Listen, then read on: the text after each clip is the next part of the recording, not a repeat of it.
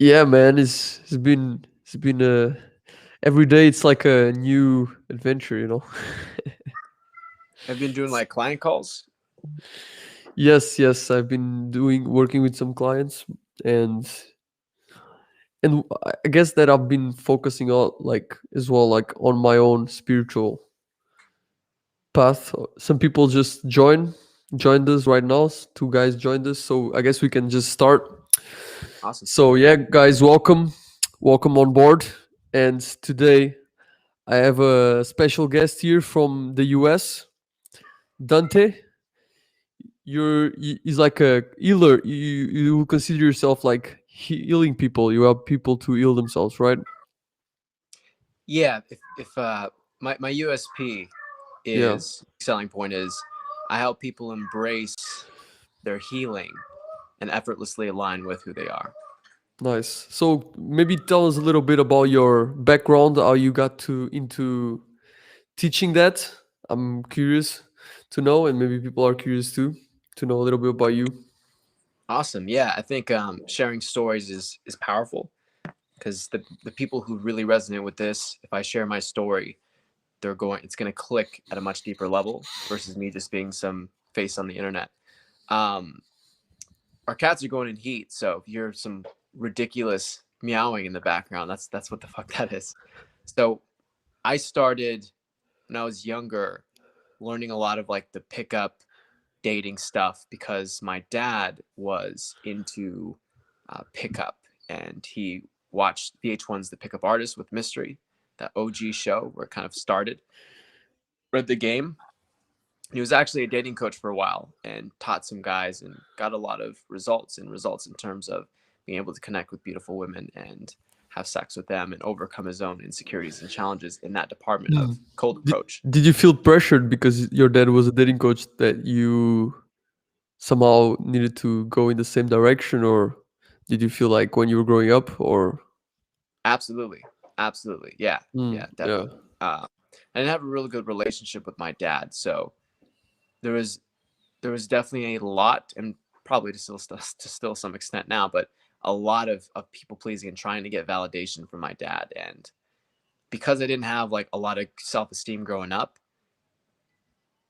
what what I internalized that as he was teaching me all these things, it came from a very like dark place. It came from a place of not genuinely trying to connect with people and vibe with girls that I really resonate with. It came from a how do I fuck them so that I can without them numb knowing. the yeah, yeah, exactly.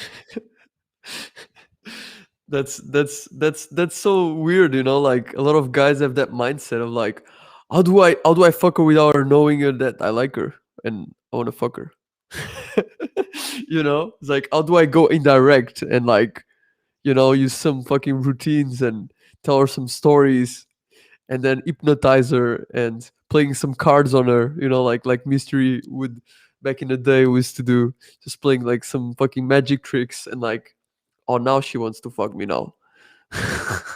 Yeah, absolutely. And I got punished a lot of the time if I was like caught like kissing a girl or something. Like I would be like kind of beaten. I'd be yelled at. So I just had a real hard time just connecting in general with people because I just constantly feared, and I didn't have low self esteem. That had a lot to do with that, right? Being like beaten and punished for like trying to connect with people, which is just normal stuff that we all do at a young age. And do you feel So like that your low self-esteem was because your dad like pressured you or in some way, or like why did you feel like you had low self-esteem? pressure, just witnessing a lot of abuse. So witnessing abuse in your family is just as devastating as, or witnessing abuse in general is just as devastating as receiving it. Witnessed a lot of loss. Parents broke up. That was pretty devastating. Was it between Uh, your parents? yeah, they like cheated on each other. Mm. So suffering a lot of abuse, just having a lot of neglect, not really having. So the role of the male, right, like a dad, is to give loving and challenging energy to teach you how to challenge yourself, but from a loving state. And if our fathers are giving us that energy, then we grow up in a perfect state of balance. So we have a good relationship with our emotions. We're not hard on ourselves. It's not like we have this almost like a autoimmune disease where we're constantly attacking ourselves by not being enough.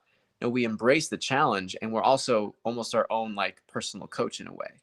If you look at the guys who are like the most alpha, they're the most compassionate with themselves. They don't fucking beat themselves up. Like something happens, they're like, yeah, that's just Yeah. part of the game. Yeah, I All feel good. like that's like one of the biggest things nowadays in society, like the toxic masculinity of, like a lot of men that like are so closed off to their emotions.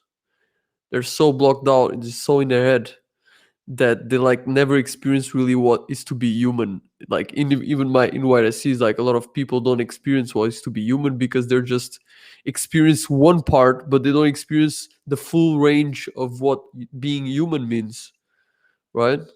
So yeah, it's crazy to see that toxic masculinity comes from that not being loved when you were a child and you feel insecure and you feel like somehow you get conditioned, or people tell you like being a man means that you shouldn't cry, you shouldn't be soft and vulnerable or whatever, and you got to be tough and you got to swallow it whenever like you're feeling weak or whatever. You got to like put these facades in front. It's just like bullshit, just full of shit. Yeah, it's total bullshit.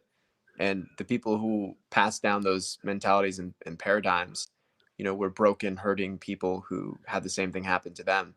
And that's not how we create really powerful, aligned alpha guys. Like you got to have a good relationship with your emotions. Otherwise, rejection, when we talk about that, that's fucking devastating because we are not compassionate with ourselves. Because, as you said, we didn't have that as a child growing up. All this relates to childhood. It all goes back to our fucking childhood. And if we didn't have that father figure who lovingly challenged us to go further, but not in a "you're a piece of shit," if you don't fucking do this, what are you doing? Hurry up! But like, hey, you got this. Like, but let's go. But I got you. Like, I'm gonna support you. Like, you're doubting yourself right now, but you don't need to. Like, let's come Yeah. on, let's go in this direction. You got Yeah, this. like that's one of the like a lot of people, like a lot of dads don't really know how to parent. Like parents in general, they don't know how to parent, but they don't want to hear, like they don't want to learn, or they don't want to assume that they suck as a parent. And so it creates all this uh just bullshit, just angst and bullshit, and just like all these fronts with your kids, and you just like kind of look it down on your kids, like they're somehow inferior. And now what came to my mind was like maybe the story of Kobe Bryant. He was you probably know his story, but something he said in an interview that was really powerful was that when he was very like 12 years old, and he went to these national games or whatever, and the entire season he didn't score a single point. Right, he didn't score a single point as a child, but his dad came to him and said, "Don't worry, son. No matter like if you do 50 points or zero, I'm gonna always love you." And I think that for him personally was like the moment for him that was like, oh, so I'm free. Like I don't need to impress my Mhm. parents. I don't need to do things to prove my existence or to prove myself. And then they kind of gave him the freedom to go and fucking destroy, you know. And that's very That's it. powerful. Very powerful. That's it. Yeah, huge, man, huge. Not Yeah, people not need making that. like love dependent on you performing in a certain way. Like that's so Because toxic. yeah, like this is the mindset for most people and most guys, is that we kind of feel like we need to prove our own existence, like we need to prove ourselves to our parents, to society, to ourselves, to God, to the universe, to whatever. Like we feel like we need to show that we're worth something, because if you don't show it, then you're worthless. Like and everyone is. That's why I think you were talking before in that the other live stream about compulsion, and the compulsion comes from that conditioning of you always have to be proving yourself. If you stop and do nothing, you just feel like, oh, what, where am I now? Like, am I worth now if I'm not doing anything? Absolutely. Yeah. And then when we're in that state, what happens with our dating journey is we start seeing women as something to be conquered. They stop being women. They stop being human. They stop being other people. They just they turn into drugs. They turn Yeah, into like an things. They turn object, like an totally. object to fulfill your desires, right? We actually have a question here. So a guy asked, "How do you guys define conscious dating, and what are the common misconceptions that people have when they hear consciousness or self-love?" You want to go first? Oh, I guess you can go for it. Go for it. Cool, cool. Do I have access to this chat too? I just want to reread that real quick. I'm not Or sure, is that just bro. on your? Oh, there we go. I see. I see it. How do you guys define conscious dating, and what are the common misconceptions that people have when they hear consciousness or self-love? So I define conscious dating as me being in my power as a man and not needing external validation and approval because I'm giving that to myself, which then frees me up to when I am speaking with women that I'm attracted to. I can appreciate them, I can playfully challenge them and tease them and praise them from a place of non neediness or attachment. I can walk away at any time. I'm not jealous. I'm very, very much balanced in my power as a man. Uh, and then common misconceptions that people have when they hear consciousness or self-love. So consciousness doesn't have to be this big, huge fucking thing. It's just awareness. That's it. It's that what is listening to our words here. It's just your ability to be aware of something. The common misconceptions people have when they hear self-love, I'm not really sure. My definition of that is just how often you're noticing what you're doing, right? And how often you're embracing what you're feeling and allowing that to be okay. That's my definition of self-love. So Yeah, if you're continually doing that, then you're not going to fall into this habit of beating yourself up. I think the biggest thing about self-love and in consciousness in general is, like you said, I think is accepting what is, in like the simplest way, is that whatever is appearing, whatever is showing in your experience, in your direct experience, the only problem that we do experience is that it a lot of times doesn't align with our expectations.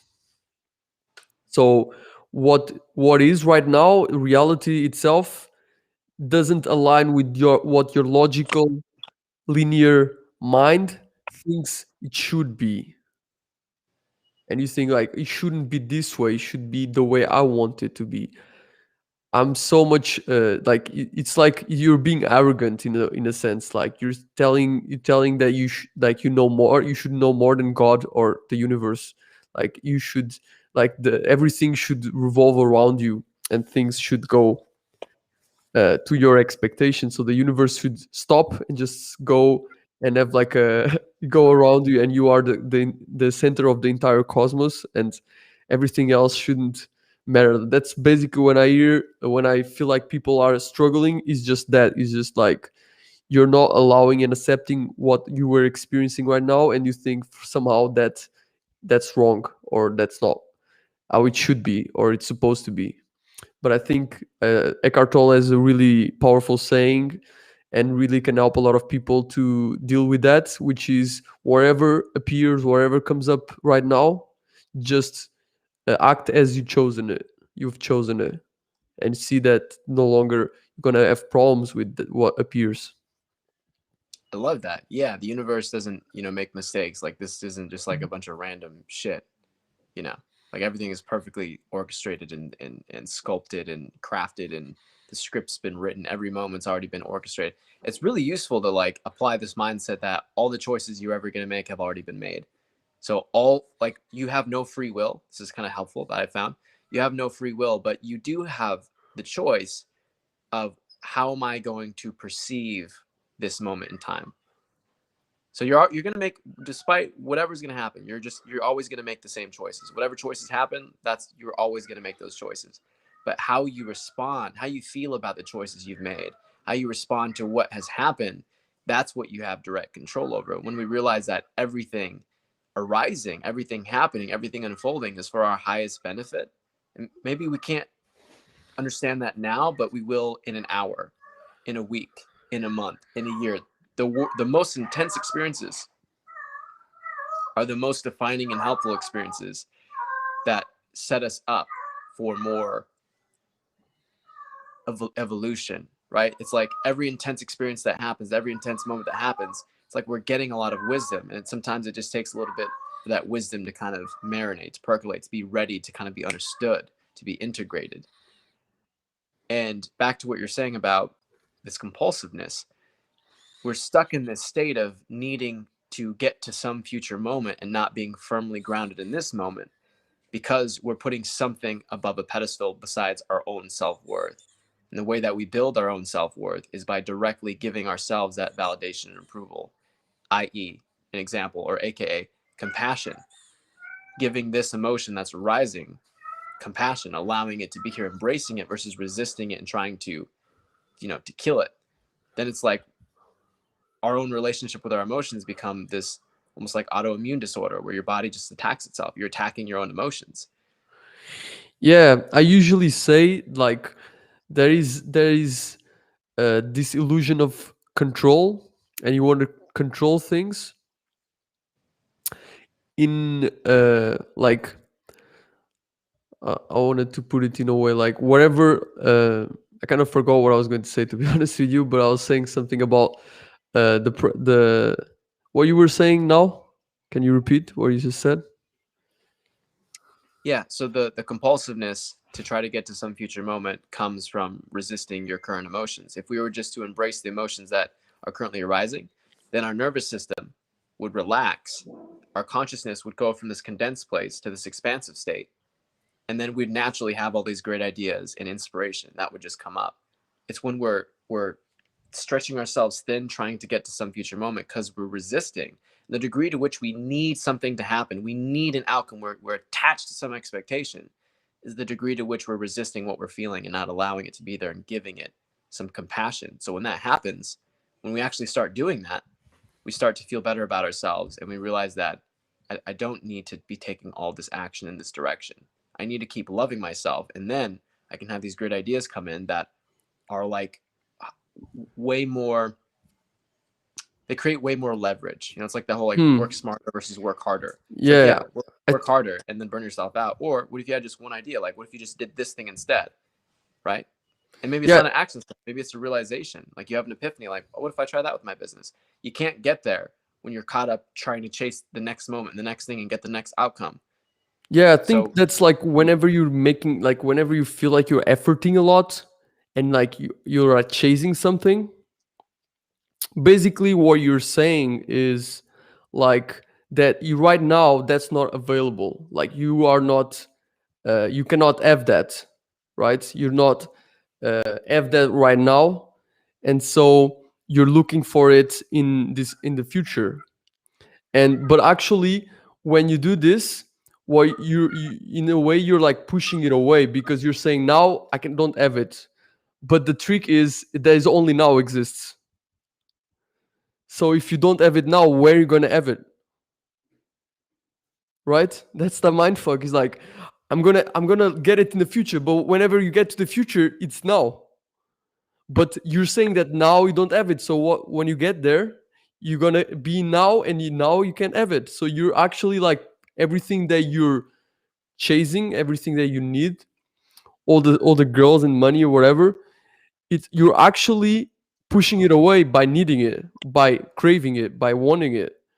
Because I feel like a lot of guys in general are like stuck in the craving, or they are attached to the craving so much that they prefer keep craving than actually get the thing they want. Because if you're so conditioning yourself to crave and want and need, then you don't want to get the thing, because then you will not have the craving anymore, or the need, right? So like, people, we tend to think like we are afraid of failure, but actually what we're most afraid of is to succeed.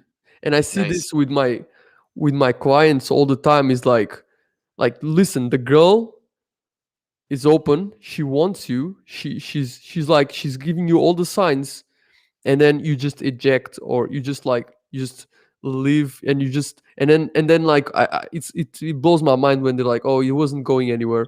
And then I'm like, I recorded it, and then I showed them I zoom in the girl's face, like, look, what, like, can you see? It's like they're She's like, laughing. Her oh eyes are all big, yeah, she huge. like fucking like anime face, and they're like, oh, I didn't see that. It's like that's like how crazy it is, right? Your mind blocks off all the things that it doesn't believe that it's possible to you.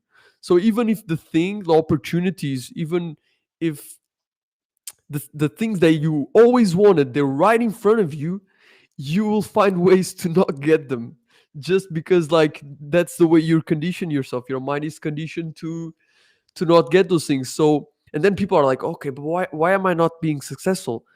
Yeah, man, that's exactly what you want. Like people don't understand. Like we get exactly what we want.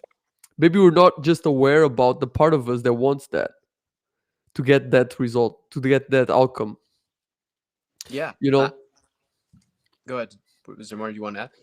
No, it's like a lot of guys. Okay, they want to have connections with women, but then there is like conflicted agendas, right? There is the conflict, the agenda maybe of the comfort, security, validation, and okay, you want to connect with someone, but then you want their validation as well. So like you kind of like in the middle of these two, but then you end up kind of one is stronger than the other, right? So it's like there is no lack of clarity of what are you doing. Like people have like guys that have lack of clarity, and that's the problem. It's like they don't know exactly what they're doing, what they want. They're just like, oh, I just want some pussy, or just like, like they don't know is and that creates a lot of struggle, unnecessary struggle. Absolutely. There's a lot of good things that you kind of touched on that I like to unpack. So, number one, we go back to your mind kind of deleting the good results that you're seeing. When our nervous system is overstimulated, we go back to operating under our most limiting beliefs. And when that happens, our nervous system will literally delete all the good shit, all the evidence that opposes your limiting beliefs. That said, like someone could be like, you're amazing. But if your nervous system is overstimulated, your nervous system will literally block that out and be like, you'll find reasons to pick that apart. You'll find reasons to disagree with what they just said to you. So a lot of what I work with my clients and what I teach in my free Facebook group is how to calm the nervous system down. Because when that happens, then all of these patterns and conditionings start unraveling. You can actually let that shit in. So it's not so much like, let's see how to put this. Like most of us are going around kind of like drug addicts. We're trying to get like our next hit from everything, like money, an outcome. Did I do this right? Did I do this wrong? Did she have sex with me? So in a dating context, it's like we're trying to get our next hit of validation, our next hit of like, she responds to me well. And back to what you're saying of, damn, if I do get the good reaction, then the distraction is kind of over. We're using this craving, this need to get a good reaction or have sex as a way of distracting ourselves from the emotions that we're feeling. So then when we get a good reaction, it's like it causes us to, in that moment for a split second, like start to feel all the emotion that we're holding on to. And especially if you get, a woman who is actually really loving and emotionally stable, she won't let you get away with that. Like she's going to make you embrace what you're feeling. And that's kind of what she's potentially an opportunity to kind of level up in a really big way. But if you do get a good reaction, you do have sex, then that usually turns into a way to numb those emotions. So it's like so many different pit traps and pitfalls Yeah, that I want to talk about that, because I feel like that's like just not even outside of dating, but like what we actually are looking for is that most of us are feeling like shit inside. And a lot of times when you're looking for this dopamine or this serotonin, like getting validated or whatever, is like just feeling a little bit of relief from our shitty feelings. Just feeling a little bit of relief. But what I'm getting nowadays is that people don't understand that. People think that's feeling good, but actually what I see is they feel shitty, and then they feel a little bit less shitty when they get a little bit of validation, or like dopamine in their brain. But it's just relief. It's not even joy or like bliss yeah, or feeling good. It's just good point. a bit of. It's what most people are like looking for. Is like they're looking. That's their bit of relief from their pain and their shitty fucking feelings.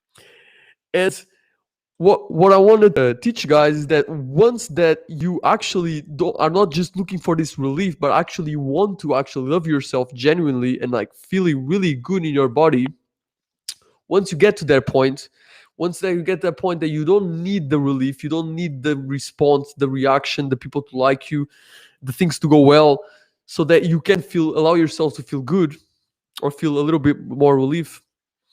If you get to that point where you already feel really good in your body, then it's like a full cup, right? When you have a full cup, what you want to do with it? You know, you want to go around and share it. And that comes as well with women. Is like, if there is, you can approach a woman and the place you're coming from, it's completely different, and things are completely different. It's like, if you're coming from a place of lack and need it, it's like it's like it has to be effort. You gotta put a lot of effort in. You gotta like learn all these things, all these techniques, all these lines, all this bullshit. And you think, and at that space, at that paradigm, at that place, it really feels like that. It really feels struggle. It really feels like this is not natural. This, like, there's something wrong with about meeting women, right? But like, for example, where I'm at right now, and when you start working a little bit more on your healing side of things, and you start actually allowing yourself to start feeling good, and allowing those, all those suppressed emotions to heal and transmute, then like meeting women becomes like becomes retarded, because you just don't even like don't make effort at all, just like, hey. And the girls just respond very well. It's just like, it's if some other person that is in that struggle phase of their dating life and sees what like I do, they can't really understand what happened. Like, how the fuck, like, you didn't do anything and the girl is like all over you, right? It doesn't make sense. But that's the thing, is that you attract how you feel. Like, you attract the situations aligned with your, the way that your state of, let's say, your overall state of being, your feelings, the way you feel about yourself is going to be the way that other people feel about you. So if you feel 100%. amazing, yeah, if you feel amazing about yourself, people will feel amazing about you, and you won't, like, believe it or not, you won't need to do a lot of things for people Yeah, to be all that's over you. dude, that makes so much sense, man. Like when I look back on all the moments, early in my dating career when I would go out and stuff, like seeing those guys who were just ridiculously cool and attractive. And it wasn't because they were using like a line or something. It's because they had a healthy amount of self-esteem, and that's what made them fucking cool. And that will destroy any amount of like tactics or lines or openers or rapport systems, because that person is just naturally, like, he just doesn't care. Like, he's not attached to that outcome. Like, it's a different underlying paradigm of, I can walk away from this versus I if you're in a self-love deficit, you need that reaction to go well. You need to hook up with somebody. It's like a hellish state that you're in. But that's why I love you, man, and love what you're teaching, and love the fact that you're helping these guys, because the topic of this conversation we're having is how to use your healing, how to use your trauma. I forget the exact wording that you had for Yeah, it, the dating, but your dating experience to heal your trauma. to heal your trauma. There we go. How to use your Yeah. dating experience to heal your trauma. It's like, if you're bringing awareness to this dynamic, right, to this need, and you're using, approaching and getting rejected and applying the stuff that you teach your clients, it becomes a fucking powerful opportunity to break away from those habits and start giving yourself acknowledgement and celebrating who you are and building that self-esteem and building that self-worth. It's fucking amazing. And as you're doing that, it's really beautiful how you have like both sides of, you're suffering the most you've ever fucking suffered, and you feel like completely shattered, and you're hating yourself, and you feel like everybody hates you, and you feel weird and you're awkward. But then you also can learn to love that, because there's no escaping that. It's not like you continue to hate that about yourself and then things just get better. Like, no, like, that's becoming activated. It's becoming triggered, because that's the next thing that you need to embrace and love. And as you do that, as we do that, then it's like that no longer becomes a part of ourselves that's hated and like buried in shadow. It kind of is brought into the lights. It's integrated. And now when we go out, the next time we get rejected in that way, it's going to hit different. You know, we're not going to take it so personally. Yeah, I think like people talk a lot about healing and meditation, but I think that if you really use the external approach mixed with the internal approach and like really like maximize both together, you can like heal yourself at a speed and a rate like it's like a hack really. Like when you're able to meet women, and like for a guy, usually meeting women is something that really triggers a lot of shit from their past, like from their childhood, and all kinds of feelings about the yeah, like about rejection and validation and all these seeking behaviors, like all these lack behaviors.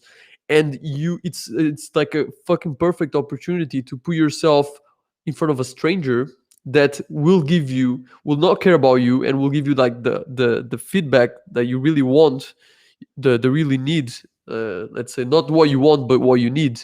And I think that's Yeah. the most powerful part about it, is that there is not really any other way that you kind of can put yourself so many times in such a short period of time over those situations where there's like social pressure and like all these things going on. And if you use it properly, if you don't become jaded, but if you really use it properly, you can heal yourself uh, in like a record time. And something that I've noticed is, and I came to realize, is that when you're going about like meeting women in like the pickup things, usually because you are traumatized, usually you guys that are there are traumatized, they will attract the women that are resonating with that same trauma energy. So that's where a lot of those relationships that you get when you come from that paradigm is because you're being fake, you're using this persona.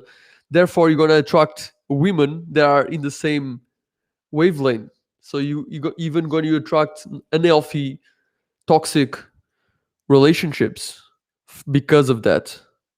And so I think Definitely. that's something you definitely talk about a lot in your coaching and stuff. So maybe you can talk about a little bit about that. I would like to. Absolutely. And kind of to preface that or lead into that, you know, you got to be really self-aware of where you're at. Like I started initially going out and trying that as an approach because I was just like, I just want to get better. Like I need to stop feeling this way. And it wasn't quite coming from the pure place, but it did get me to take some action. But then when I suffered that rejection, I just got way more depressed. And then I had a bunch of breakups and I just got way more depressed. And I couldn't cope with the amount of intense self loathing and self attacking thoughts. And I literally contemplated suicide. I picked up addictions. So I think you got to be very self aware of where you're at. Like, are you in a place where, like, dude, like the perfect client, as you were talking, I was like, the perfect client for Diogo is like someone who is ready. Like, he just doesn't know how, but he's ready emotionally to make that decision to like, yeah, I want to improve.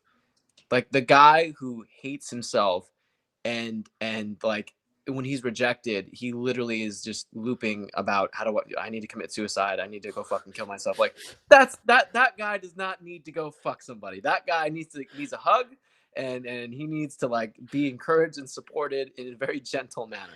So it's like you got to be aware of who you are. Now, when you're on this journey, I've attracted two types of people as I've been improving and healing. And let me not use the word improving, but as I've been healing, I've been attracting two types of people. Number one, the most radiant, loving, kind, beautiful women that I've ever met in my entire life who just completely blow your fucking mind because they're so sweet and just so pure. Like they're just healthy women who are just beautiful, and it's just it kind of blows your mind to be around that energy when you're just been consumed by like negativity all your fucking life. The other type of person I've attracted, and both of these are equally amazing. They both teach you many great lessons. Is someone who the sex is amazing, but emotionally they're very distant, and I suffer when I'm with this person. Sex is great, it's amazing, but there's this longing for a deeper connection that is not filled. And what they're really doing is mirroring the lack of that connection I have for myself. So it's not like, oh, you attract these people because you're a piece of shit. It's like, no, you're attracting these people so they can help bring more awareness to that lack that you have for your own love with yourself, that own connection with yourself. So that's where we have like vicious, you could call that a narcissist if you want.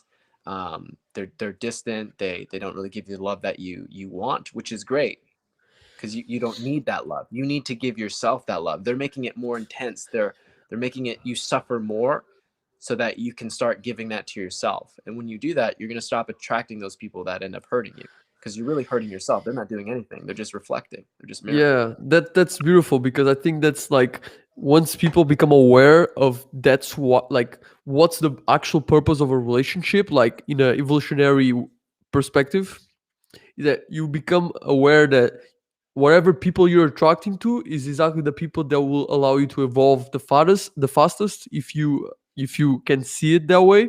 Like if you start seeing relationships that way instead of seeing the relationships to fulfill your needs of your desires and luck, if you start seeing the relationship as growing together, then you can really like if you come together with someone that triggers the shit out of you and you trigger the shit out of them back, Hmm. and if you start like instead of going against each other, you kind of make a contract maybe like to heal each other and to like to create this synergy where you kind of I guess that at that level, like people to get at that level, they probably need to be already quite evolved spiritually to like kind of like have that ability to see that they attracted each other because they have a lot of trauma to heal.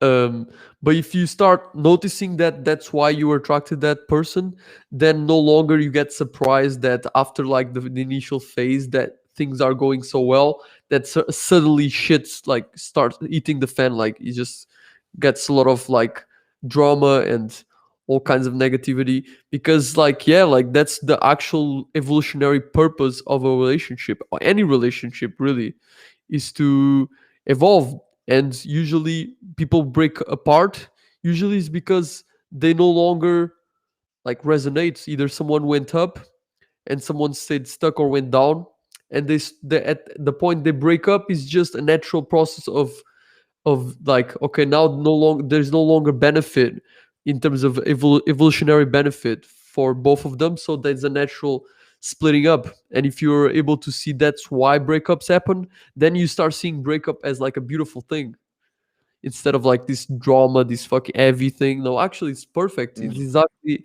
is designed to be. I love that. I love that. That's so accurate. Yeah, I've never had someone put it that way before, but that's perfect. Yeah, it's like we tend to we're not able to see outside of ourselves, like understand how things work because our mind is so linear that thinks that tries to get ahead and like see things how they're gonna pan out, but usually like things are very non-linear the way they happen.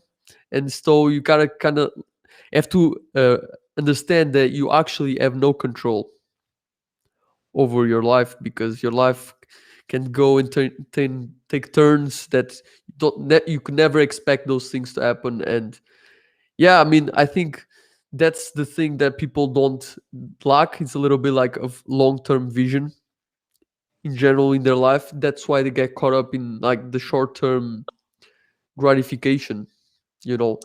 And if they were able to see long-term, then even if you start like for me in my own journey, every time that I had this terrible situation where I felt so heavy and so dark, like I felt like oh this is like no way this is happening, but every single time like was like some months down the line I realized like thank god that happened. That's what I realized. Yeah, and it's hard to like. You rarely do we have that realization in the moment. I think more and more as we continue to heal and evolve, that happens. But it's definitely like after the fact, you have a lot of appreciation for actually, yeah, I was really maybe misaligned, or I wasn't growing anymore, and thank God that, like, that's how I view all my breakups. I'm like, thank you for noticing that we were now going on separate paths before I did. Like, epic. Like, I'm so happy that you caught that before I did, because maybe I wouldn't have. Thank you so much for breaking up with me, because that's what I needed. It's not what I liked. Didn't mean I liked it. I fucking hated it. I hated every second of it. But thank you, because it's what I needed to realign. And that's, that's it's really, really important. I'm reading this book right now, for the second time. I read it when I was younger, which made no fucking sense. And now I'm rereading it. And I'm literally highlighting like every goddamn page. It's called Way of the Superior Man. Yeah, David Really Data. good book. And Nice. it talks about how if you have your purpose, which is your deepest desire, then you're not going to care if your woman leaves or not. Because if you really think about it for a second, what do you love more? Okay. And this is like almost like a trick question, because a lot of people are like, I love my girlfriend because she gives me the good emotions that I can't give myself. She's amazing. But no, like really, if you have your purpose, like you, Diogo, I'll just ask you straight up the question. Like, would you rather be with your woman or continue to improve yourself as a man, grow your business, help your clients fucking achieve amazing results, keep expanding, keep learning, keep growing, or keep your girlfriend? Which one of those would you choose? Like, brutally fucking honest. Yeah, to be honest, like what I always try to choose what is the best for everyone in long Mm. term. But say you had to choose one, what would you go with? Yeah, I'll definitely never choose any girl for over what I'm here for on this planet to do. What's my purpose? I'll definitely not choose anything or anyone. And usually, if someone like, I think a lot of people like misunderstand love a lot. And if you are in a relationship and you see that like a lot of times like your partner is dragging you down, but then you tell yourself like, oh, but I don't want to hurt them because I love them, right? But that you actually don't love them, because you're afraid of giving them, or of maybe you're afraid of giving them pain in a short term, and you're afraid of being alone. That's actually the fear that is motivating you to keep Mm-hmm. staying with that person. Mm-hmm. Nice. And so you actually don't, not only don't love them, that you hate yourself. That's why you don't want to be alone, because you hate yourself. And if you actually love people, if you actually love them, you don't, like, love, it's something, at least in my perspective, is something way greater than people think. It's just like positivity and hugs and stuff like this. It's like, if I love someone, I'm gonna do the best for their growth, even if they don't understand that that's the best for their growth. Like, even if their ego gets like pissed off that I did that, and they don't understand why am I doing that, but I do that because I really love them. And that's a lot of people misunderstand that. Is like, sometimes not being like, sometimes being too lovey-dovey is actually like you're trying to cover your attachment, your fear, with the idea about what love is, because in society we actually have that completely wrong idea about love. And so there's always this misinterpretation of what love is, and people in our minds kind of rationalizes like, oh no, but I actually love them, like, you know I mean, like, even a lot of guys, like, they have a girlfriend. Like, let's say you have a girlfriend, you love your girlfriend, okay? So if you add option to have other girls that were more attractive and with the same personality, would you not pick them? Tell me that. Like, you wouldn't do that, Mm. because like that's human nature. Is like, we want the best for us, right? And there's no shame about that. Like, people want the best for them. They want the best partner. They want the best everything, right? So once you find someone that has better, feels better the requirements that you have, or whatever, the things that you want, then like you're gonna choose them, and you're gonna maybe leave your partner. But doesn't mean you don't leave your partner. You're just honest, right? You're just Yes. honest. Like, people just fucking fake, like fake. Like, they say like, I love my partner and this and that. Like, it's the one and this and that, or like, it's, we are soulmates or whatever. But like, usually a lot of guys, when they are in scarcity, like, they say that because they don't have other options. That's why they say that. It's not Yeah, because totally. they understand what love is. When you're in that self-love deficit, like you're putting the person on a pedestal because they can give you good emotions that we can't give ourselves. And that's a dangerous trap, because then when that person leaves, we're devastated because they're giving us all the support that we can't give ourselves. And then when they leave, sometimes maybe we end up, blowing all our money on a fucking on a strip club, like all of our savings on a strip club, or borrowing money and then using that as a strip club. I definitely did that. Becoming alcoholics, start doing hardcore drugs. Like there's so many ways your life can fucking spiral out of control from a Yeah. breakup, You specifically, know, why I really know, I really believe that the reason why people get so spiraled because of breakups is because they actually are not worried about the person leaving them. What they worry is because they created like an attachment, and there is this part of them that now needs to grieve because they were so attached to that person. They give the power Mhm. away so much to that person that there is like a part of them that is going through like a death process, kind of Oh, like a part of the ego is like dying. And now they like they are going through that process of shedding the skin of that part of themselves that they attach so much to that the other person. And yeah, that's what's happening I actually. love that. I love Yeah. that. So if we go back to like purpose, because that's a whole conversation that people love to talk about. Like, what's my purpose? How do I find my purpose? For me, I say your purpose is healing, and you heal enough. You learn to be compassionate and accepting of what you're feeling and giving that love enough until your purpose is revealed to you. Maybe it's a business, maybe it's working for a career, maybe it's fucking saving the dolphins, whatever it is. So if you're putting your purpose first, then that becomes why you're, let's say, approaching women, why you're in a relationship. The girl I'm with right now, the girl I'm dating slash not dating.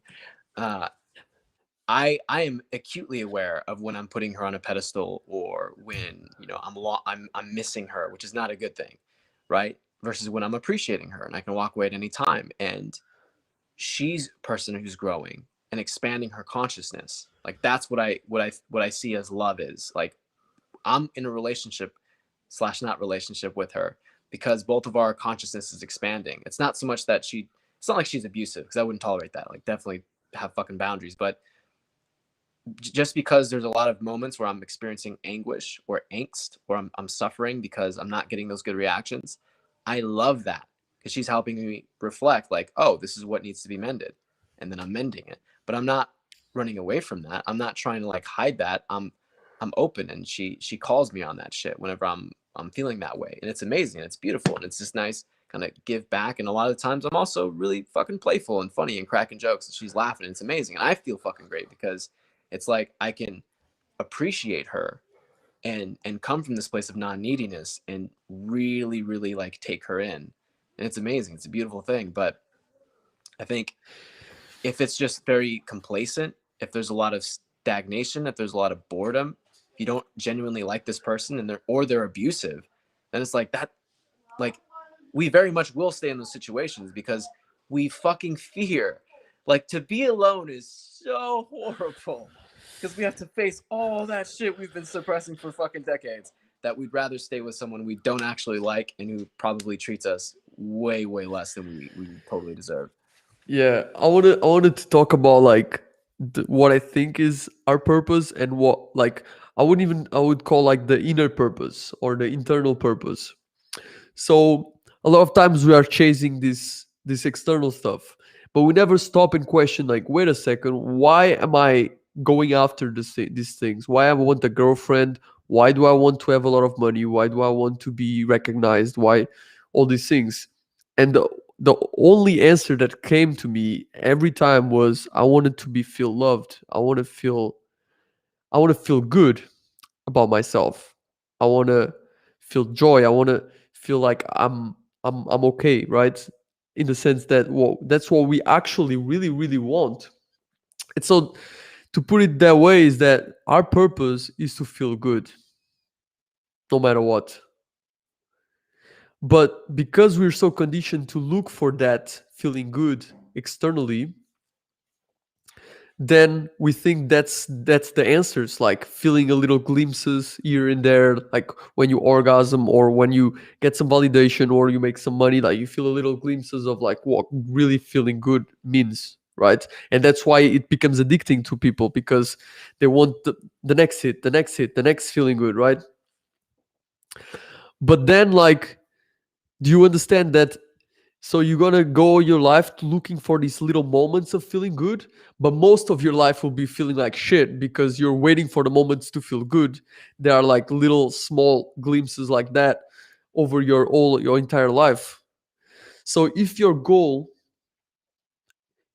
is to feel good, why not starting by doing that your internally to yourself and get yourself to that place where you actually can feel good, but not being dependent on external circumstances. And I think that's the actual goal of humans, is to feel good.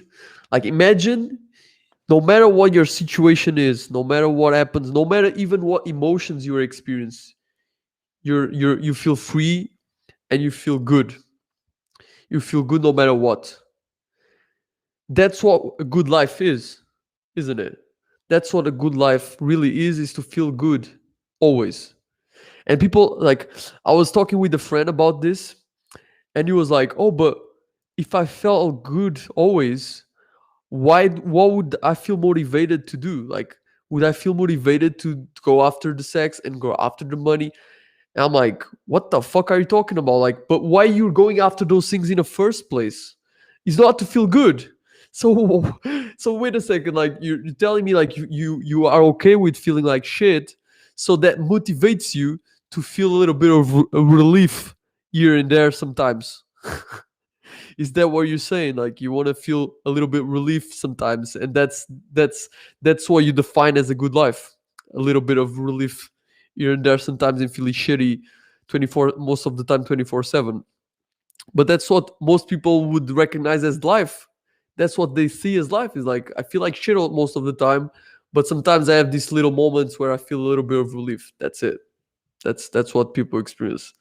So what I want to show people is that, w- if you really work on your healing like you do with your clients, is like, you can actually start feeling good naturally, as your natural state is feeling good. When you remove all that all those beliefs, all that shit inside of you out of the way, what's left is just bliss and just joy. That's what's left after you take that shit. And, like, to answer the question that my friend asked about, okay, if I felt blissed out and joyful, would I do those things?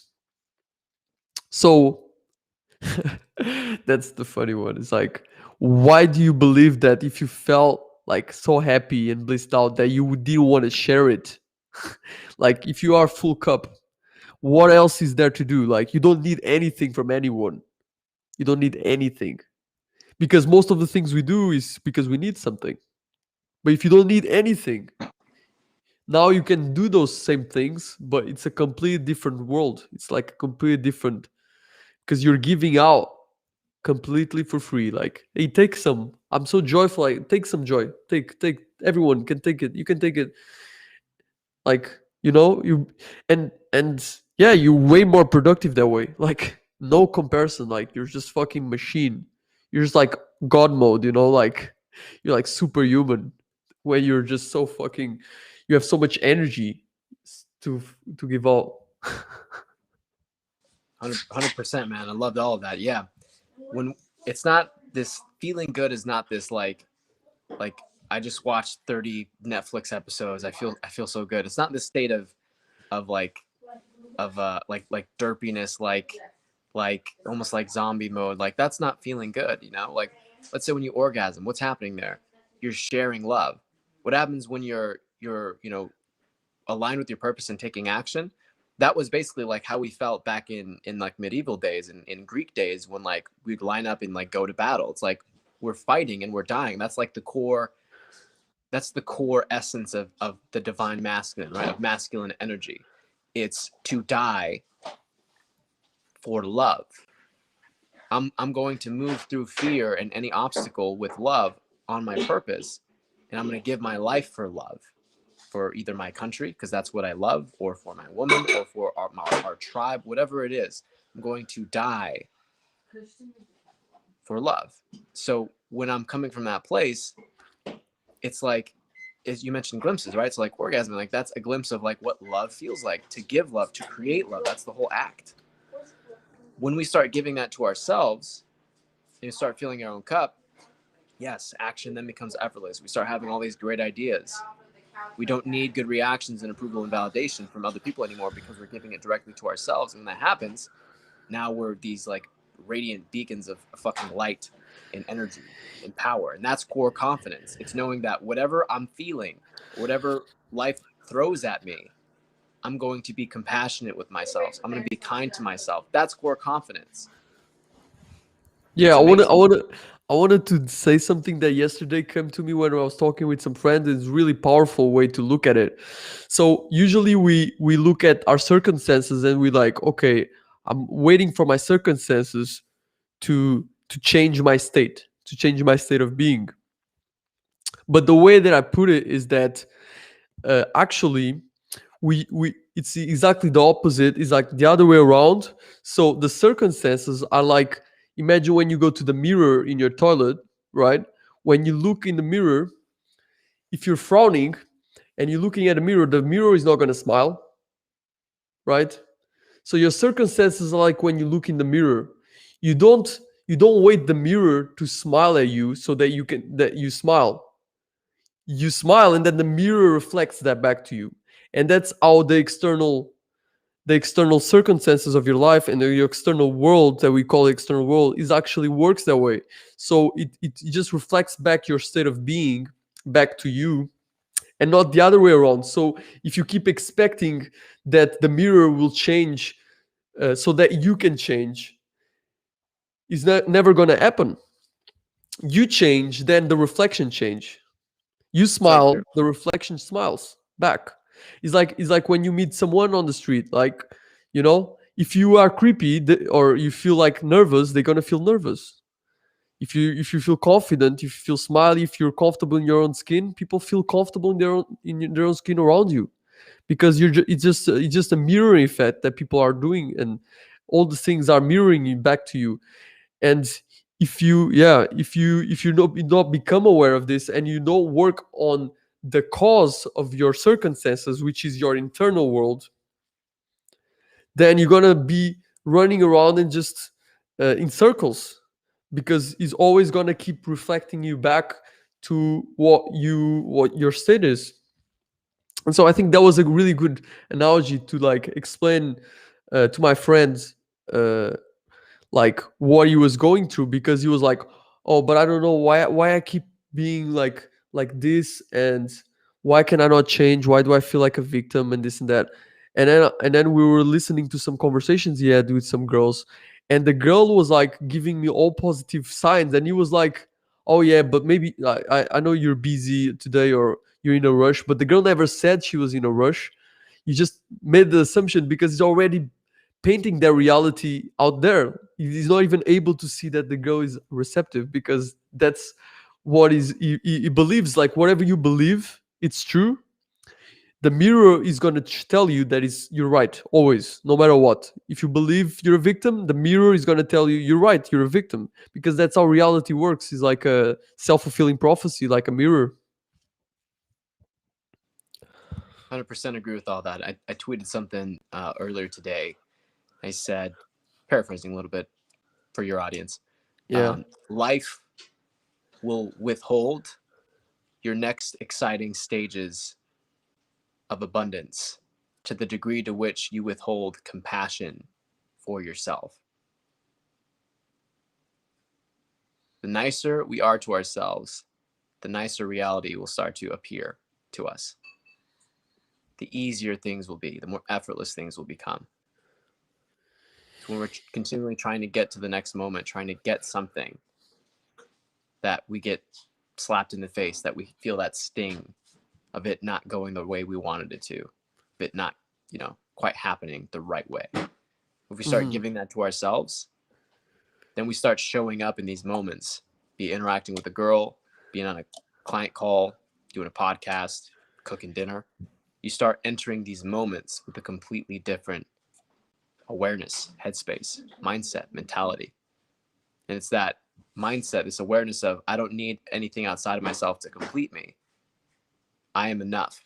I'm giving this to myself. I don't care what I'm going to feel. I don't care what's happening. I'm still going to be nicer to myself. I'm still going to give myself what I need to hear in this moment. Yeah, like deep down, what we're looking for is just our true self, and we all have these negative beliefs. And I mentioned this in the past, is that you there is actually nothing negative per se. The source of all these beliefs that you have is actually pure abundance, but you didn't know at the time, or whatever. You just were conditioned, and you just decided and chose to pick from the abundance of beliefs you could have picked. You picked negative definitions of beliefs, and that's why you experienced those. But to say that even those come from abundance, because that's your natural state of being, is to come from abundance, and it's abundance itself. You are abundance. You are everything that you always wanted. And it's the other way around. Like, you don't look for everything that you wanted out there because you already have it. The fact that you have those beliefs, negative beliefs, is what creates the assumption that out there you will find what you want.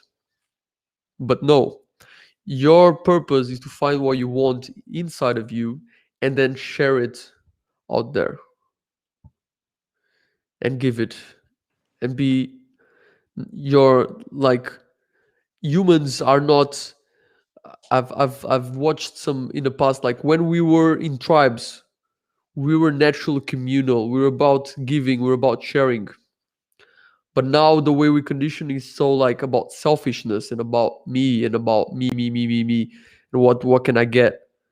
But actually, if you really recall, like, your past, whenever you felt the greatest, the most, like, appreciative about life, was when you stopped thinking about yourself, and you were helping someone, right? So I think that's, in a way, there's a reason why we are rewarded emotionally, or the way we feel when you give to other people, because that's how it's meant to be, you know. Totally. And as you're referencing earlier, when we do that the most is when our cup is full. Then it's easy to be present with other people. And it's easy to pay attention to what they're saying and not be in this taking frame because your cup is filled.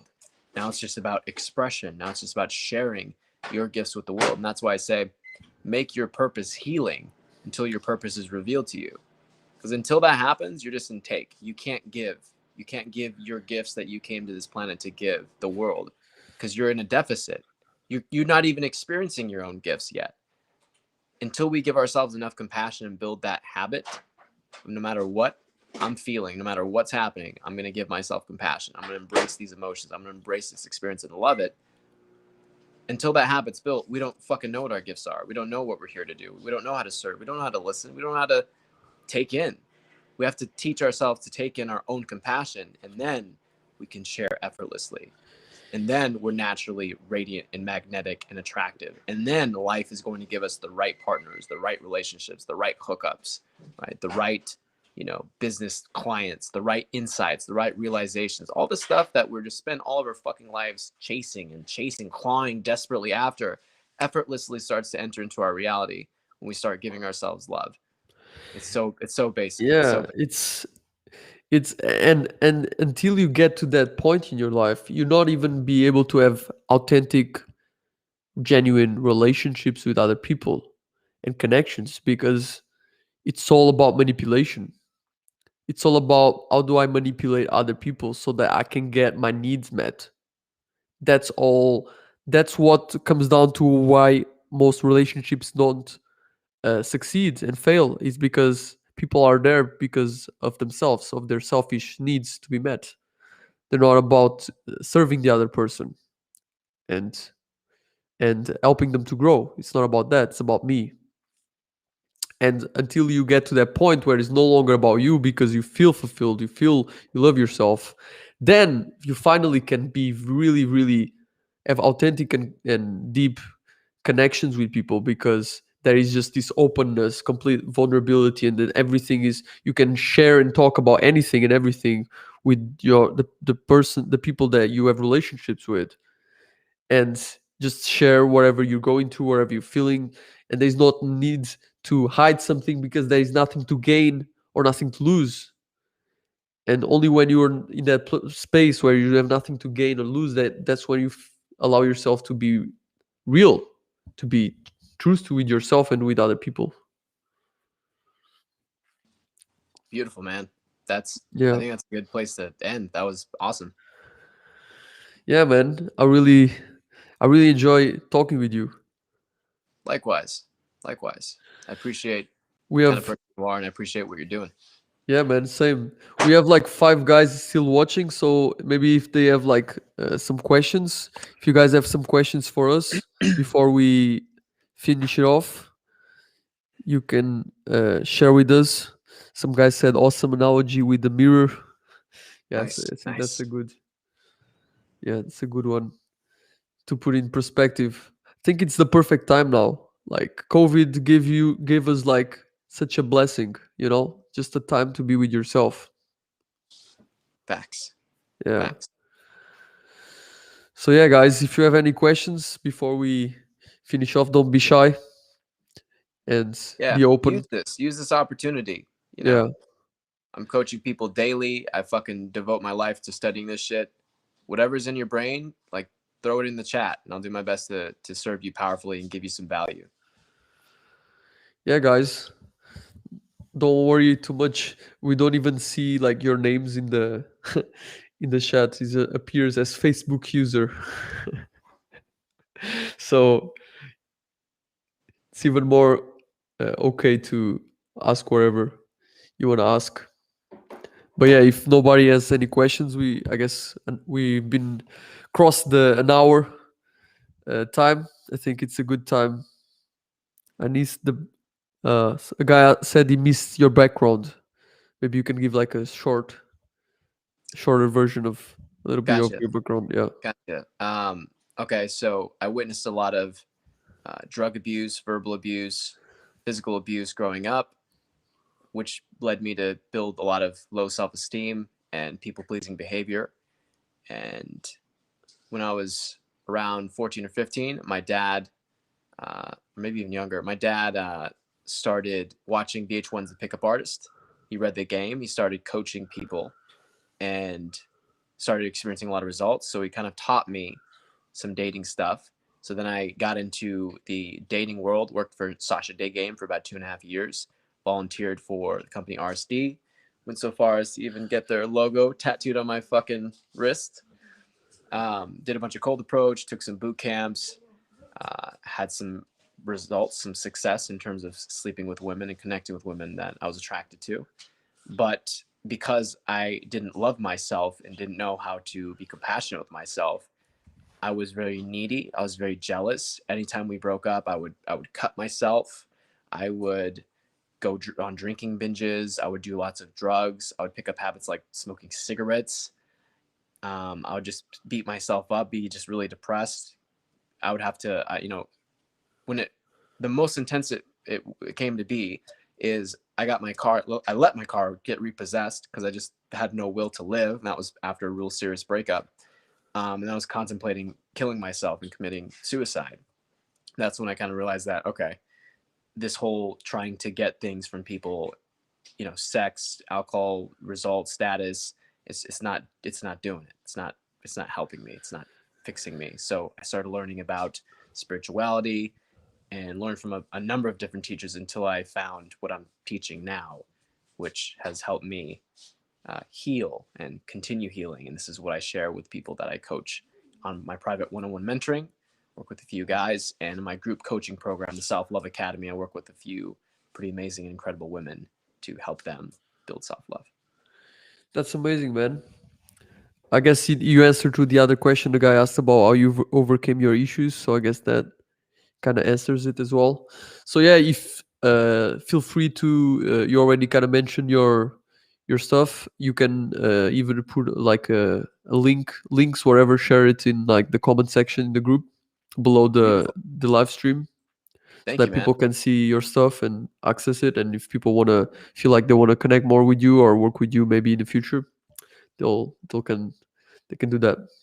Awesome. Yeah, I hope this conversation was valuable for all of you guys who've stayed and for those of you kind of hopped in and out. And I don't know if this is going to be recorded and posted up, but for people watching the replay, if that's a thing, I hope this conversation. Yeah, there's another question actually. So Cool. what are ways to love yourself, appreciate yourself, if currently getting it from others feels stronger or more real, satisfying? Gotcha. Really great question. Who's that? Jamie? Jarmo? Jarmo, yeah. Jarmo. Great Yes. question, man. Really great question. So I see this in myself, and I'll have conversations with the girl that I'm dating slash not dating, and I'll literally just say it when it as it happens, like, wow, I'm really, I feel really needy right now. I'm kind of putting you on a pedestal right now. I'm very aware of when that feeling starts to happen. Like, I'll get the fucking Bambi eyes with the girl. I'm like, I'll just stop talking. I'll just like be like listening to her, laughing, because I'm like getting my hit. And when I become aware of that, I'm like, whoa, fuck, shit. So it's all about changing your inner dialogue with yourself. So a really, really great way to do this is just start acknowledging, like right now, moving forward, just start acknowledging everything that you're doing right, which is everything all the time. I'm doing such a good job feeling these emotions right now. I'm doing such a great job being so depressed right now. I'm doing such a great job wearing this shirt right now. I'm doing such a great job, I don't know, eating this fucking hot dog right now. So acknowledge everything that you're doing well. Keep Hmm. acknowledging everything. I'm doing such a great job breathing right now. Another thing you can do is ask the question, what do you need to hear right now? I have a method I teach called ARC, ARC. Each letter stands for something. It goes more in depth. There's a lot of mindset shifts to make to kind of make this cement, but it's all about changing your thoughts that you're having, the inner dialogue that you're having with yourself. So like, what do you need to hear right now in this moment? You're doing a great job. Hey, it's okay. Another variation of that question is, what do you need right now? Do you need to keep working? Maybe you need to take a fucking break and sit with what you're feeling. Allow it to just be there, whatever emotion is there, and try not to think about it. Like, what's causing this? How do I solve it? Like, just focus on feeling it. When you give yourself permission to feel an emotion, it stops being an obstacle to some future moment. You're giving yourself directly what you need, which is support, which is encouragement. So acknowledging yourself, being compassionate with yourself, asking those questions, what do I need right now? What do I need to hear right now? Asking your inner child for help, like, as kind of weird as that may sound, like saying, I don't know how to love this emotion right now. Inner child, can you please help me accept this? Can you please help me love this? That's also very, very powerful. Yeah, I think that's interesting you mentioned that. I think like the way that I see like those heavy emotions is that it's like the child that didn't get love, and then those emotions are just like screaming. It's like a child crying for love, and you just need to give the love to that child so that it stops crying. But if you keep ignoring the child and keeping like slapping the child or putting like under the rug, like, or just throwing her somewhere to where you cannot hear the child, you're gonna still, he's gonna always come back, and he's always coming back stronger than before, because it's like he's desperately asking you for giving that love that it's desperately needs so much, but you're just always ignoring it and just trying to avoid it as much. A lot of people do that. And So powerful. I really like this thing you said about like positive reinforcing to yourself. Like, I think that's something that really helped me in my own journey as well. Is like, don't, like, a lot of times we make the things that we need to do or the things that we want to do like such big steps, such quantum leaps, that we just already self defeat ourselves. Like, oh, no way I can do that.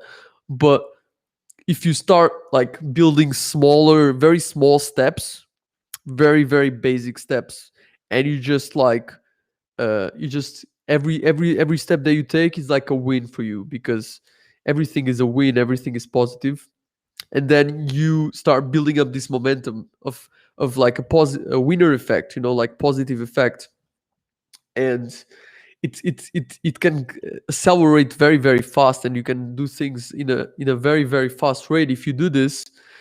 And a lot of people, they expect too much of themselves, and usually that ends up like they end up not being able to achieve it, and they end up beating themselves up for not achieving it, and then just go down the spiral, just go down negative, in a negative spiral. That's, I see that, like. But like, if you like, I guess that people struggle with being very humble. I don't know, like, if you notice that as well, but like, kind of people, in the sense, they are a little bit arrogant, like, oh yeah, like, I think I can do this or I can do that. But actually, like, they didn't even like started small. Like, for me personally, when I started, I just like started by asking directions to old ladies for like months, and that was the only thing that allowed me to actually gain that momentum and actually change.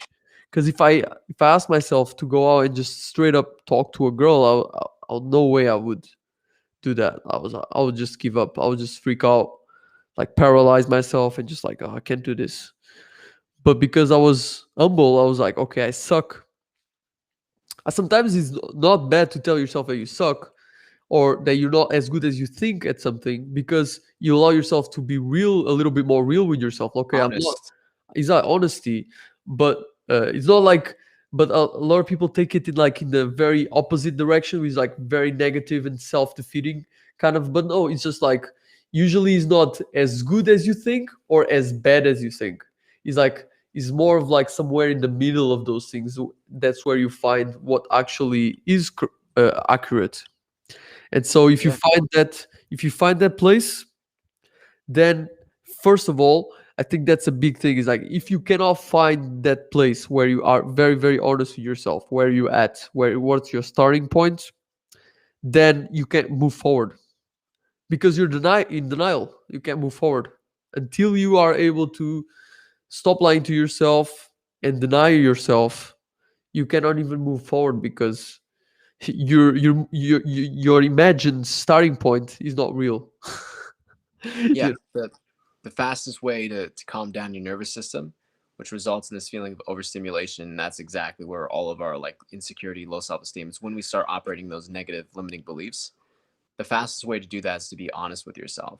And there's a lot of conditioning, especially for us guys, when it comes to emotion. We have just the normal layer of social conditioning, which is, oh, when you feel good, that's happiness.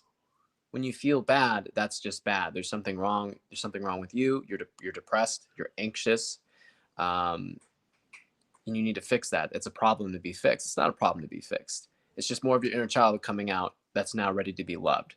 It's moments in time where, when we got that negative energy and it was stored in the cells of our body, now the moment you're feeling that intense emotion, you're actually already in a state of healing. You're already healing.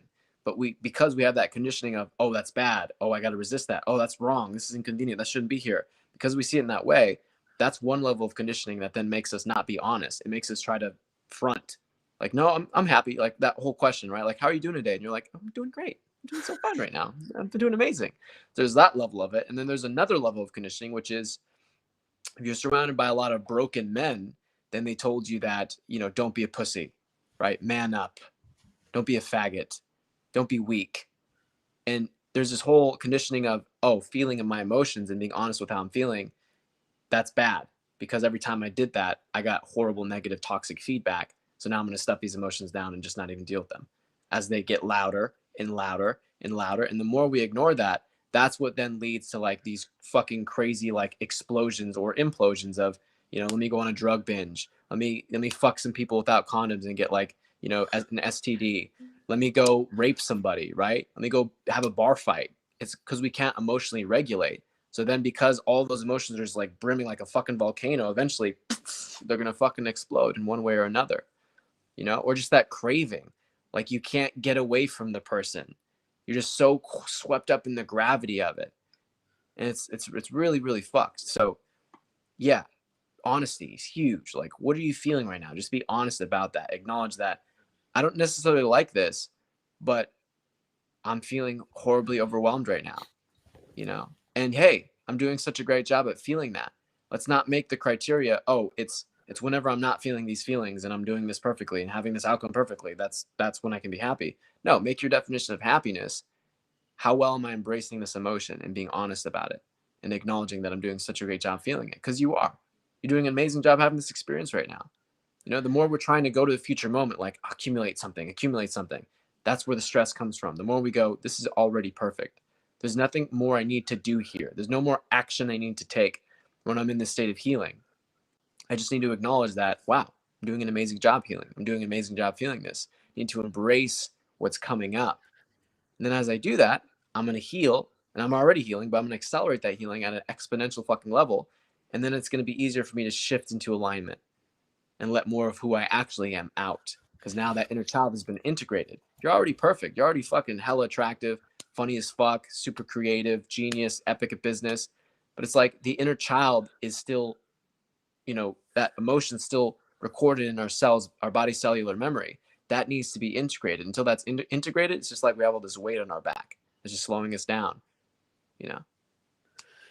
Yeah, I love that, man. And I think that once we start seeing those, actually, like you said, like when you start healing, all that all that darkness, all that heaviness, it turns into light. You just have to have faith that, like when I started healing, every day I was getting lighter, and I'm getting lighter every day. Like every day I'm getting lighter and lighter and lighter. I'm like, oh, okay. Now I'm like getting glimpses of like, oh, this is how I'm supposed to feel. This is what, oh, it's meant to what when people talk about feeling good, it's not getting some relief. It's actually just like just actually being in your natural state. It's it's very very, yeah, profound once you get there, and anyone can get there. Nobody's fucking special. That's the great thing about it, is that if you're feeling like shit right now, that's okay, because that the more like that's something that I've kind of weirdly like now, is like I like to feel not feel good, because I'm like, please universe, give me more of it so I can turn it into light and become lighter and Yeah. lighter, right? So Yes. you start like actually wanting to feel like shit. Dude, I love that, man. I fucking Yeah. love that. Yeah. Because like happiness has turned into this fucking like weird form of social status. Like status, bro. It's super toxic. Like, I love that you just said that. That was my favorite part of this whole goddamn podcast. Like learning to love feeling like shit. Cause it's you're not doing anything wrong. You're not fucking up. You're literally, oh shit, I left my drink. You're literally in a state of healing. So you're either in alignment and you're taking all this epic action and it feels effortless and you're in a flow state and you're connected to your fucking power and who you came to this planet to be, or you're in a state of healing and you're getting ready to ascend to the next level. You're integrating more of your inner child. You're literally charging up the amount of fucking awesomeness that you are and have, to then get ready to go on a massive fucking spree of like success and action, and it's just ridiculous. and like the heavier I feel, the better I feel, because I know like my higher self is giving me all this shit because he knows I can take it, and I can take that much of shit and turn it into light. And once you start seeing it that way, it just becomes like you no longer have this relationship with your feelings, like either they're good or bad. It's just like you just embrace all of them, like all of them are to be embraced, the positive, the negative, or the pleasant, the unpleasant ones, and you start embracing your relationship with them changes. And now, because you allowed yourself to feel all of them, you're no longer escaping anything. You're not using anything as an escape.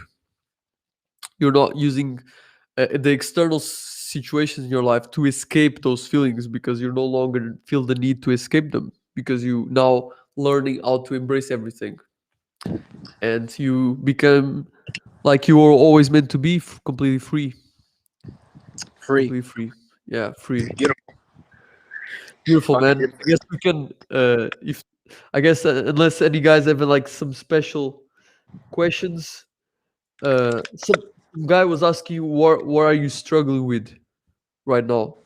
What am I struggling with right now? So I'm practicing fine. It's all one big fine tuning, right? You're always fine tuning. You're always refining. So I'm practicing right now, enjoying the negativity more. I'm practicing taking steps back from a bunch of projects. So I have this tendency right now to overcommit to things, because why we overcommit to things and say like I'm gonna do this, I'm gonna do this, I'm gonna do why we put too much on our plate is because by doing that we almost get to become that person for a little bit. So it's a false sense of building self-worth, but then it leads to burnout because we just aren't able to fulfill the emotional requirements of taking all these actions and doing all these things and go fucking taking all this action. So we quit, and then that becomes a way for us to beat ourselves up. Or number two, we're able to keep up with all these things, but then we stretch ourselves thin, and then we're just drained and exhausted and fucking tired all the time. So what I'm practicing right now, what I'm struggling with, is doing that. What I'm practicing is taking a step back from people and projects and just focusing more on healing Yeah, I think and being that's a, present. that's a powerful thing. Is that once you like a lot of times when we get into teaching and all this, like at least that's our experience. Like there was like this urge to help everyone and like love everyone, right? But actually, you come to the realization that you're actually not really helping them too much because you're becoming too like all over the place, you know. And so then when you start seeing that, you start like cultivating a little bit more wisdom and like knowing when to like maybe when to take some break and like heal more yourself, because you got to think if you okay you want to help people, but you want to be able to help them in the long run. You don't want to like just burn yourself out in the short term and then just like actually stop for like your body forcing you to stop for like a week or two, and then you actually uh not helping people as much as you could because of that. And a lot of thing is like being aware of what people are you investing your time in that are not worth your time, or like being okay with letting go of the idea of that you should help everybody. I think that once you realize okay, most people are actually not even going to change, like I'm going to put all my focus and attention on the people that do matter, the people that are serious, that won't really want to change. And and yeah, manage my time so that I have energy, but I'm using it in the right people so that I'm not just like running over like spinning around but actually not helping them. Yeah, running on fumes, running on empty. Yeah, yeah. So yeah, like I think Bentinho Massaro talks about this a lot. I've been watching is that sometimes, like if you take a big break and you build this foundation, yourself, you build like a strong foundation. It's like it will pay off for you and the people that you want to help so much more if you take that break, because you become so much more wiser and much more smarter and much more capable to help them in a much higher level. And so yeah, it's like you have to learn how to balance that out, the love, the wisdom, and kind of find that the balance between both of them. And I think that can allow you to really in the long run to create such big impacts. Well said. So yeah, I guess we are getting an hour and a half. So there's a guy saying, okay, yeah, accomplishment leads to the feeling. He said to that feeling. I guess it means like when you accomplish something, it feels good. Well, the thing is, you want to just give yourself acknowledge, or you want to acknowledge yourself. So it's not so much about I did it. It's about just acknowledging that you're always doing everything right. Even if you're depressed, objectively speaking, you're doing the depression thing flawlessly. So it's about constantly acknowledging everything that you're doing right. And it's like, how often are we doing that? Right? That voice in our head is giving us props versus we're trying to find that voice in other people and situations and outcomes. Yeah, yeah, exactly. Yeah, yeah. You gotta be your own fucking cheerleader. Yeah, for real.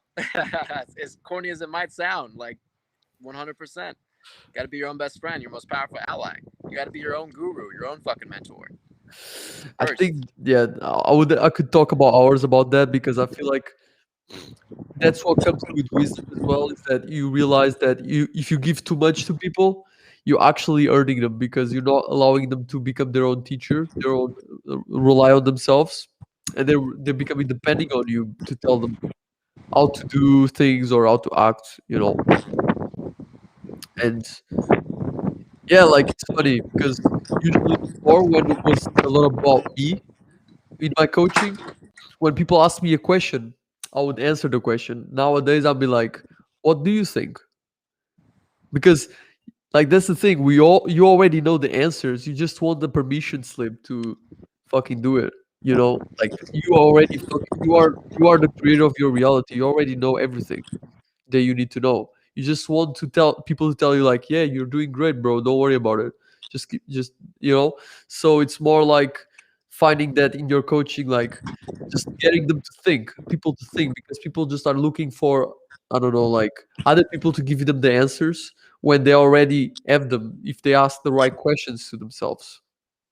Yeah, a great question I like to give my clients is, what does your heart say slash what does your heart say to do? There you go. Anytime you're ever fucking doubting something, just ask that question. Boom. Give yourself the answer. And you can always tell that it's coming from the heart. If you feel relief and expansion as a result of contemplating making that decision.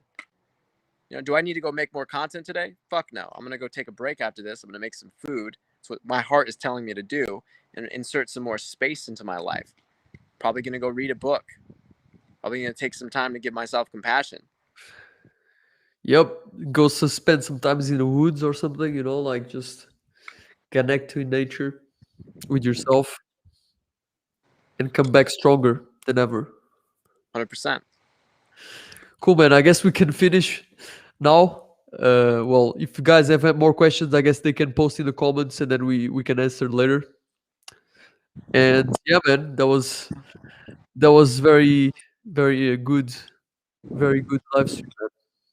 I love your energy. I love what you're doing. And I appreciate the opportunity you having me in your group speaking about this stuff, man. Um, I love it. Yeah. Yeah. Afterwards, if you want, make a post about yourself and your story and share your links if you want. Feel free to do all of that. Awesome. Yeah. For those of you guys listening, if you want to book a free call with me, I do like a free coaching call. I'll break down your situation, give you some feedback, answer your questions. And then if it's a good fit, at the end of that call, then you can make a decision to either join my free group, kind of learn from that side of giving yourself self compassion, or becoming a one on one client or a group coaching client. But you can go to at the Backyard Buddha on TikTok and at the Backyard Buddha on Instagram. Tap the link in the bio. You can book a free call with me. I'll give you some value. It's not a sales call. Okay. I'm going to give you a lot of value at the end of it. Last 2 minutes will be a sales call. When I say, hey, do you think I can help you? This seems like a right fit. If it makes sense, we'll fucking do it. If not, I have a ton of free value, free Facebook group available for you. But book the call. Let me fucking answer your questions. Let me give you some value. Let me add to the inner game side of things so that when you're doing what Diogo says and applying what he's teaching you and coaching you, it's effortless. You can start getting those results with ease and not be attached to them. So thank you again, man, for having me. I really appreciate you. I love what you're doing, and it's an honor to serve. Perfect, man. See you next time. See you soon.